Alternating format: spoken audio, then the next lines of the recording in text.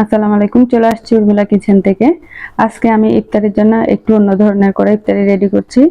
তো আজকে ছোলা বুট কিছুই রান্না করব না, আজকে গরু মাংস দিয়ে আর রুটিটা খাবো। এই যে আমি কিন্তু অলরেডি গরু মাংসটা বসিয়ে দিচ্ছি। এখানে আমি সরিষার তেল আর সয়াবিন তেল দিয়ে পেঁয়াজ কুচিগুলো অনেকক্ষণ পর্যন্ত আমি ব্রাউন কালার করে নিয়েছি। এরপর পেঁয়াজ বাটা, আদা বাটা, রসুন বাটাটা দিয়ে অনেকক্ষণ ভাজা ভাজা করে নিলাম। এরপর এখন আমি ধনিয়া, জিরার গুঁড়া, হলুদের গুঁড়া আর একটু সামান্য মাংসের মশলাটা দিয়ে বেশ কিছুক্ষণ কষিয়ে নিব। আজকে প্রেসার কুকারের মধ্যে বসিয়ে দিচ্ছি, যেহেতু হাতে অনেক কাজ ছিল, কাজগুলো শেষ করার জন্য আমি প্রেসার কুকারে বসিয়ে দিচ্ছি। আর এক পাশে চুলার মধ্যে আমি ডোটা রেডি করব, যেটা চালের গুঁড়ার আমি ময়দা সহ মিক্স একটা রুটিটা বানাবো।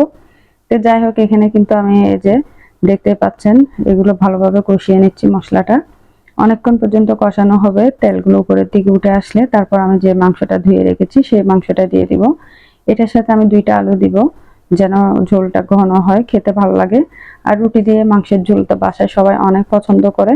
তো যাই হোক, এখানে কষানো হয়ে গিয়েছে আর এখানে মাংসগুলো আমি বসিয়ে দিলাম।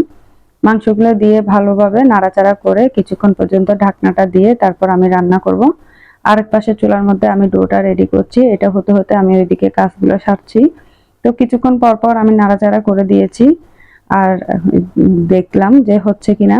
এই যে দেখেন, কিন্তু আমার এটা প্রায় একদম কষানো হয়ে গিয়েছে। তারপর আমি আরো কিছুক্ষণ পর্যন্ত রাখবো।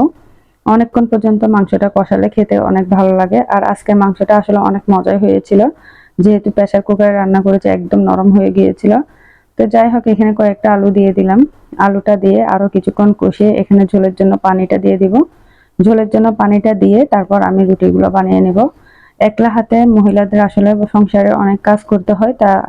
তো এবার আমি যে ডোটা রেডি করেছি, ডোটা দিয়ে এখন রুটিগুলো বানিয়ে নিচ্ছি। রুটিগুলো প্রায় বানানো হয়ে গিয়েছে আর আমার হাজবেন্ডও অনেক সাহায্য করলো আমাকে। তো যাই হোক, আসলে সংসারে সবাই মিলে একসাথে কাজ করতে মজাই আলাদা। আর এই চালের গুঁড়ার রুটিটা বানানো অনেক সাবধানতা অবলম্বন করতে হয়, একদম গরম গরম থাকতে কিন্তু বানানো উচিত, আর না হলে কিন্তু এটা শক্ত হয়ে যায়, বানানোর সময় অনেক কষ্ট হয়। তো আমি চাই একদম সাথে সাথে বানানোর জন্য। যাই হোক, মোটামুটি বানানো হয়ে গিয়েছে, এখন আমি একটা একটা ভেজে নিব। এভাবে চালের গুঁড়োর রুটি কে কে খেতে পছন্দ করেন অবশ্যই কমেন্টসে জানাবেন। আর দেখেন, আমার রুটিগুলো কিন্তু অনেক সুন্দরভাবে ফুলে উঠেছে, একদম ফুলকা ফুলকা রুটি, খেতে খুবই ভালো লাগে।